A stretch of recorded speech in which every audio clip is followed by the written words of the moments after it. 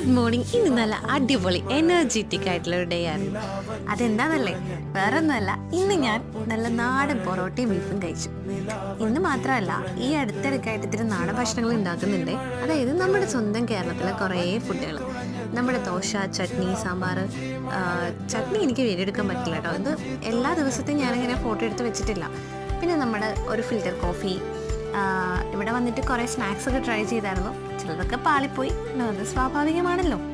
എന്നിരുന്നാൽ പോലും നമ്മുടെ ഉള്ളിവട ട്രൈ ചെയ്തായിരുന്നു. അത് ഇത്ര റെഡി ആയിട്ടില്ല, അതിൻ്റെ ഫോട്ടോസൊന്നും ഞാൻ അങ്ങനെ എടുത്തു വെച്ചിട്ടില്ല. പിന്നെ നമ്മുടെ പഴംപൊരിയും ബീഫും.